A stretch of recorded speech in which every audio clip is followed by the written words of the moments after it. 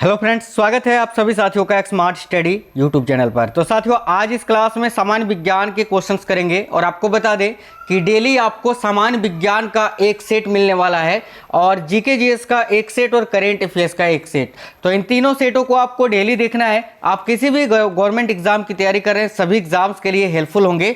आपको बता दें, जो क्वेश्चंस आपको करवाएंगे सारे एनसीईआरटी बेस्ड होंगे और दुनिया भर में जितनी भी किताबें हैं सभी किताबों से छाट छाट के चुन चुन के लिए गए क्वेश्चन ही आपको करवाएंगे। और साथियों, इन क्वेश्चनों में आधा से ज़्यादा क्वेश्चन आपको प्रीवियस ईयर्स क्वेश्चंस मिलेंगे, यानी जो बहुत सारे परीक्षाओं में पूछे गए क्वेश्चन है वो क्वेश्चन। तो चलिए शुरू करते हैं, देखते हैं बहुत ही इंपॉर्टेंट सामान्य विज्ञान के प्रश्न। और आज के क्लास का पहला क्वेश्चन है, निम्नलिखित में से कौन सा सत्य है। यानी ये जो चार कथन आपको दिया गया है इनमें से कोई एक कथन सत्य है, बाकी तीन गलत है। तो जो सही है वही आपको बताना है। तो चलिए देखते हैं। तो देखिए, यहाँ पर मोडेम एक सॉफ्टवेयर होता है, ये गलत है। मोडेम वोल्टेज का स्थायीकरण करता है, ये भी गलत है। मोडेम प्राचलन तंत्र होता है, ये भी गलत है। तो मोडेम एनालॉग सिग्नल को डिजिटल सिग्नल तथा डिजिटल सिग्नल को एनालॉग सिग्नल में बदलता है, ये बिल्कुल सही है। अब देखिए, मोडेम का प्रयोग कंप्यूटरों में किया जाता था कंप्यूटर को इंटरनेट से कनेक्ट करने के लिए। पहले केवल मोडेम ही हुआ करता था जिसकी सहायता से कंप्यूटर को इंटरनेट से जोड़ा जाता था। अभी डोंगल, वाईफाई, केबल, बहुत कुछ है जिससे कंप्यूटर को जो है इंटरनेट से कनेक्ट किया जा सकता है, लेकिन पहले केवल मोडेम ही था। ऑप्शन नंबर डी इस क्वेश्चन का राइट आंसर हो जाएगा। ठीक है, अगला क्वेश्चन है, पादप वृद्धि अनुमापन के साथ किस भारतीय वैज्ञानिक का नाम जुड़ा है। चलिए, बहुत इंपॉर्टेंट क्वेश्चन है, ध्यान दीजिएगा। तो पादप वृद्धि अनुमापन के साथ किस भारतीय वैज्ञानिक का नाम जुड़ा हुआ है। तो याद रखिएगा, जेसी बोस का, यानी जगदीश चंद्र बोस का। तो राइट है ऑप्शन नंबर सी। नेक्स्ट है, मेंडल ने आनुवांशिकी के नियम कौन से पौधे पर अनुसंधान करके दिए थे। देखिए, अगर आप लोगों को आंसर पता है तो आप लोग नीचे कमेंट बॉक्स में कमेंट जरूर करिएगा। तो देखिए, मेंडल ने आनुवांशिकी के नियम कौन से पौधे पर अनुसंधान करके दिए थे। याद रखिएगा साथियों, मटर के पौधे पर। करेक्ट है ऑप्शन नंबर ए, मटर। देखिए, मेंडल को आनुवांशिकी का जनक कहा जाता है, ये आपको पता होगा, नहीं पता था तो याद रखिएगा। नेक्स्ट है टेलीस्कोप। देखिए, टेलीस्कोप की खोज किस वैज्ञानिक ने की थी। तो साथियों याद रखिएगा, टेलीस्कोप की खोज गैलीलियो ने की थी। राइट आंसर है option number D, Galileo. Computer भाषा जावा के आविष्कारक कौन है। तो देखिए, ये जो कंप्यूटर भाषा है जावा, इसका आविष्कार किसने किया था। तो याद रखिएगा, सन माइक्रो सिस्टम ने। सन माइक्रो सिस्टम ने जावा का आविष्कार किया था। जावा जो कि एक कंप्यूटर भाषा है। हम इंटरनेट चलाते हैं ना साथियों, गूगल में कोई भी चीज़ सर्च करते हैं तो वो चीज़ जो है ना, वो जो लैंग्वेज है वो कंप्यूटर भाषा जावा ही है, याद रखिएगा। चलिए, अगला क्वेश्चन है, ब्लॉटिंग। देखिए, ब्लॉटिंग पेपर द्वारा स्याही के सोखने में शामिल है कौन सी घटना या कौन सा परिघटना। तो देखिए, ब्लॉटिंग पेपर द्वारा स्याही के सोखने में शामिल होने वाला जो घटना है उसे हम बोलते हैं केशिकीय अभिक्रिया परिघटना, या तो कैपिलरी क्रिया। याद रखिएगा, केशिकीय अभिक्रिया परिघटना, ऑप्शन नंबर भी करेक्ट होगा। निम्नलिखित में से कौन एक अधातु खनिज है, यानी इनमें से कौन सा अधातु खनिज है। तो देखिए, राइट आंसर होगा जिप्सम। साथियों, जिप्सम जो होता है ये एक प्रकार का अधातु खनिज होता है। जिप्सम का रासायनिक सूत्र बड़ा पूछा जाता है, तो याद रखिएगा साथियों। देखिए, कैल्शियम सल्फेट विथ 2H2O होता है, याद रखना, CaSO4 विथ 2H2O, ये जिप्सम का रासायनिक सूत्र होता है। देखिए, आप लोग क्लास को जरूर एक लाइक कर दीजिए साथियों। क्लास पसंद आए तो अपने सभी दोस्तों के साथ जरूर शेयर कर दीजिए। आप में से कोई भी नए हैं चैनल सब्सक्राइब कर लीजिएगा। देखिए, प्रकाश विद्युत सेल ये बदलता है किस ऊर्जा को किस ऊर्जा में। तो याद रखिएगा, प्रकाश विद्युत सेल जो होता है ये प्रकाश ऊर्जा को विद्युत ऊर्जा में बदलता है। तो करेक्ट आएगा ऑप्शन नंबर बी, प्रकाश ऊर्जा को विद्युत ऊर्जा में। आधुनिक आवर्त नियम के प्रवर्तक कौन है। यानी देखिए, मॉडर्न पीरियोडिक टेबल जो है, आधुनिक आवर्त सारणी, उसके निर्माणकर्ता कौन है। तो याद रखिएगा, या उसका नियम किसने दिया है। तो आधुनिक आवर्त के नियम का प्रवर्तक है मोजले। याद रखना, हेनरी मोजले, जिन्होंने आधुनिक आवर्त सारणी का नियम दिया है। और सबसे पहला आवर्त सारणी किसने बनाया था। तो याद रखिएगा साथियों, मेंडलीफ ने। ठीक है, चलिएगा, तो आज का अगला क्वेश्चन देखेंगे। अगला क्वेश्चन ये रही आपके स्क्रीन पर, ध्यान से देखिएगा। हुक का सिद्धांत निम्नलिखित में से किससे संबंधित है? तो देखिए हुक का सिद्धांत प्रत्यास्था से संबंधित है, याद रखना बहुत ज्यादा पूछा जाता है। तो हुक का जो सिद्धांत है वो प्रत्यास्था से संबंधित है, ऑप्शन नंबर बी। अगला क्वेश्चन है, जब किसी वस्तु को ठंडा किया जाता है तब उसके अणुओं पर क्या प्रभाव पड़ता है? तो ध्यान दीजिए, जब भी किसी वस्तु को ठंडा किया जाता है तब उसके अणुओं की जो चाल होती है ना साथियों, चाल वो क्या होती है? तो घट जाती है। राइट है ऑप्शन नंबर बी, अणुओं की चाल घट जाती है। अगला, कंप्यूटर के संदर्भ में एलयू का तात्पर्य क्या है? यानी कंप्यूटर के संदर्भ में ALU का फुल फॉर्म क्या होता है? तो याद रखिएगा अरिथमेटिक लॉजिक यूनिट होता है। करेक्ट है ऑप्शन नंबर बी। अगला, मानव शरीर में विटामिन ए ये संचित रहता है किस में? तो ध्यान दीजिए साथियों, मानव शरीर में विटामिन ए किस में संचित रहता है? तो यकृत में। विटामिन ए की अगर बात करें तो रासायनिक नाम है क्या? विटामिन ए का रेटिनॉल। विटामिन ए की खोज किसने की थी? तो मैकुलन ने। और विटामिन ए जो है ये वसा में घुलने वाला विटामिन है। अगला है, जापानी इंसेफ्लाइटिस का कारण क्या होता है? यानी ये जो बीमारी है एक प्रकार का जापानी इंसेफ्लाइटिस, ये बीमारी किसके कारण होती है? तो याद रखिएगा वायरस के कारण, ऑप्शन नंबर बी विषाणु।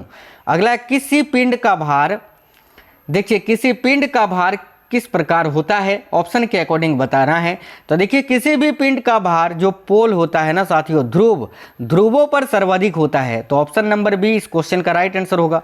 अगला है, तारा मछली निम्नलिखित में से किस संघ की प्राणी है?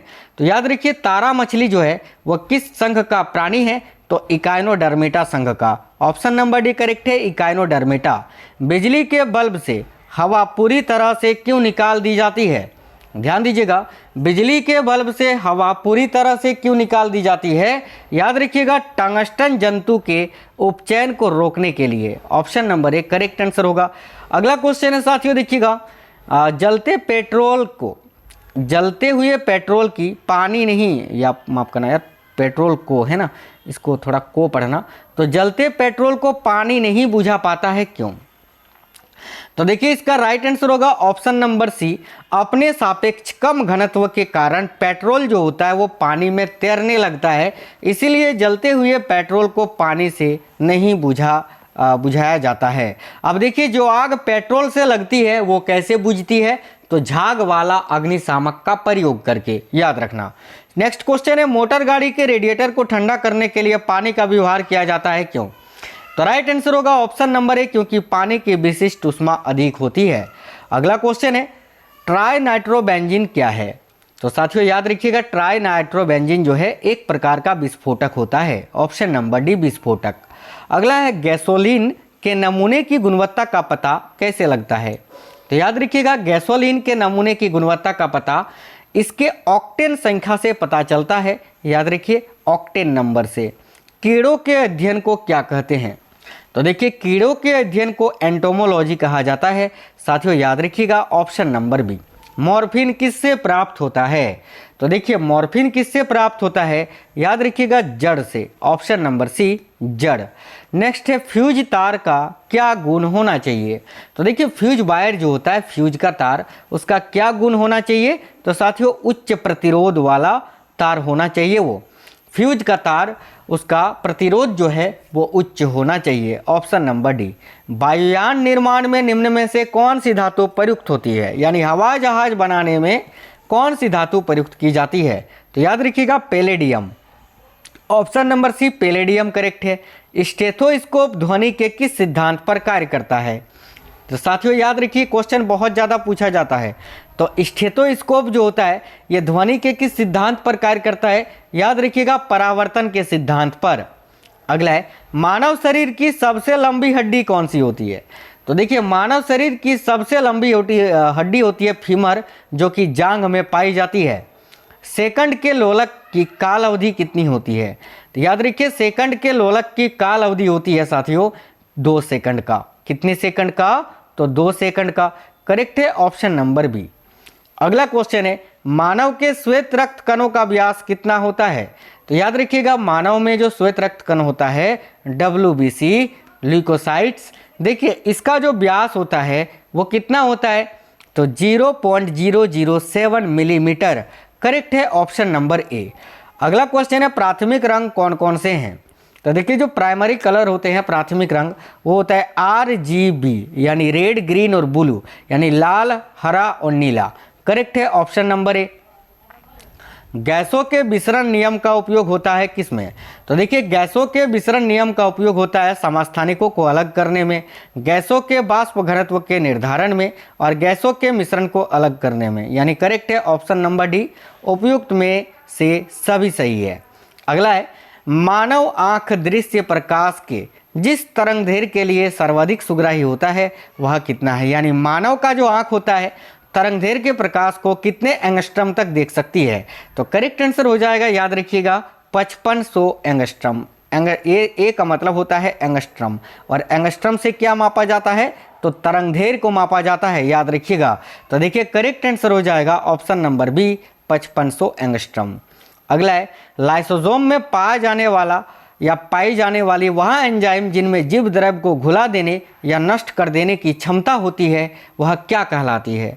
तो राइट है साथियों ऑप्शन नंबर डी, याद रखिएगा हाइड्रोलाइटिन एंजाइम। फिर से एक बार पढ़िए, देखिए लाइसोसोम में पाया जाने वाला वह एंजाइम जिनमें जीव द्रव्य को घुला देने या नष्ट कर देने की क्षमता होती है वह क्या कहलाती है, तो हाइड्रोलाइटिन एंजाइम।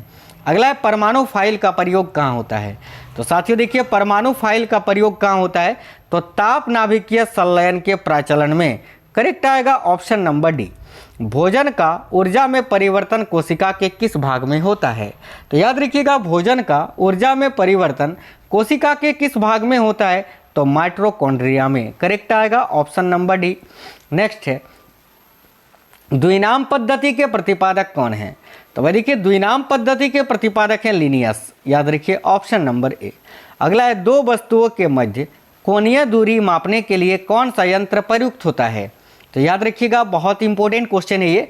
दो वस्तुओं के मध्य कोणीय दूरी मापने के लिए जो यंत्र प्रयुक्त होता है वो है सेक्सटेंट, याद रखना सेक्सेंट है ना। ऑप्शन नंबर ए करेक्ट होगा सेक्सेंट। बीज विकसित होता है किससे।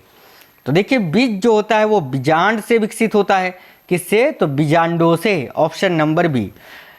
नेक्स्ट क्वेश्चन है विखंडन की प्रक्रिया उत्तरदायी होती है किसके लिए। तो देखिए विखंडन की जो प्रक्रिया होती है वो किसके लिए उत्तरदायी होती है, तो परमाणु बम में ऊर्जा मुक्त करने के लिए। करेक्ट है ऑप्शन नंबर सी। अगला प्रकाश संश्लेषण के समय निकलने वाले गैसों का क्या नाम है। तो देखिए प्रकाश संश्लेषण के समय निकलने वाले गैस का क्या नाम है, तो याद रखिएगा सभी साथी ऑक्सीजन। Option number B. अगला है प्रतियोगी परीक्षाओं से संबंधित फॉर्मों को पढ़ने के लिए कंप्यूटर की किस पद्धति का प्रयोग किया जाता है। तो याद रखिएगा प्रतियोगी परीक्षाओं से संबंधित फॉर्मों को पढ़ने के लिए कंप्यूटर की किस पद्धति का प्रयोग करते हैं, तो OMR का, याद रखना ऑप्टिकल मार्क रीडर का। अगला क्वेश्चन है द्रवीकृत पेट्रोलियम गैस यानी LPG का मिश्रण क्या क्या होता है। यानी जिस गैस से हम खाना पकाते हैं LPG, इसका फुल फॉर्म होता है लिक्विफाइड पेट्रोलियम गैस, और ये किसका मिश्रण होता है। तो याद रखिए देखिए इसमें साथियों आपका होता है बिल्कुल यहाँ पर ऑप्शन के अकॉर्डिंग आपका करेक्ट आंसर हो जाएगा ऑप्शन नंबर बी। देखिए ब्यूटेन, प्रोपेन, इथेन के अलावा आपका मीथेन भी होता है, याद रखिएगा मीथेन। ठीक है माफ करना यार, इथेन तो इसमें नहीं होता है ना, इसमें मीथेन होता है। यहाँ पर मीथेन पढ़िएगा इसको आप। ब्यूटेन होता है, प्रोपेन होता है और मीथेन होता है। ठीक है याद रखना मीथेन। चलिएगा अगला क्वेश्चन है चुंबक बनाने के लिए निम्नलिखित में से कौन से मिश्र धातु का प्रयोग किया जाता है। तो देखिए चुंबक बनाने के लिए किस मिश्र धातु का प्रयोग किया जाता है, तो alnico. Option number C correct हो जाएगा। अगला है किसी परिपथ में एक बिंदु पर मिलाने वाली धाराओं का बीजीय योग कितना होता है। तो देखिए किसी परिपथ में एक बिंदु पर मिलाने वाली धाराओं का बीजीय योग जो होता है वो 0 होता है, 0 होता है। Option number B. अगला है चींटी या मधुमक्खी के काटने पर उसके डंक में निम्न में से कौन सा द्रव्य पाया जाता है। तो देखिए जब चींटी या मधुमक्खी काटती है तो उसके द्रव्य में कौन सा अम्ल पाया जाता है, या कौन सा द्रव्य पाया जाता है, तो फार्मिक एसिड पाया जाता है उसके डंक में, याद रखना फार्मिक अम्ल। अगला क्वेश्चन है माइक्रोसॉफ्ट का कार्यालय कहाँ स्थित है। तो देखिए माइक्रोसॉफ्ट का कार्यालय जो है वो सिएटल में स्थित है, जो कि अमेरिका में स्थित है। अगला है वृद्ध अवस्था में त्वचा में झुर्रियाँ पड़ जाती है, इसका कारण क्या है। तो देखिए बुढ़ापे के समय त्वचा में झुर्रियाँ पड़ जाती है, इसका कारण है उपचर्म या अस्तर में लचीलापन कम होने के कारण। ऑप्शन नंबर बी करेक्ट है। अगला है एपीफाइट्स बहुत अधिक विकसित होते हैं। ऐसे पौधे होते हैं जो अन्य पौधे पर निर्भर करते हैं। किसके लिए? तो साथियों याद रखिएगा, यांत्रिक मदद हेतु। Option number B. मानसिक थकान का लक्षण क्या है? तो देखिए, मानसिक थकान का लक्षण होता है ध्यान का केंद्रित ना होना। ठीक है, ध्यान जो है वो पूरी तरह से केंद्रित नहीं होता है। अंतिम क्वेश्चन है आज के क्लास का, निम्न में से किस रोग को एंटीबायोटिक्स द्वारा ठीक नहीं किया जा सकता है? तो देखिए करेक्ट आंसर हो जाएगा साथियों, देखिए जो बीमारी आपका वायरस से होगा उसको हम एंटीबायोटिक से ठीक नहीं कर सकते हैं। तो देखिए कुछ टेटनस और हैजा बैक्टीरिया से होने वाली बीमारी है, लेकिन मीसल्स खसरा जो है ये वायरस जनित रोग है और इसको हम साथियों एंटीबायोटिक से ठीक नहीं कर सकते हैं। तो करेक्ट होगा ऑप्शन नंबर सी। चलिए, बहुत इंपॉर्टेंट क्वेश्चंस थे आज के क्लास में। आपको क्लास अच्छा लगा होगा तो जरूर लाइक करिएगा, अपने सभी दोस्तों के साथ शेयर करिएगा। आप में से कोई भी साथी नए हैं चैनल सब्सक्राइब करके बेल आइकन ऑन कर लीजिएगा। तो मिलेंगे आपसे नेक्स्ट क्लास में, तब तक के लिए जय हिंद साथियों, वंदे मातरम।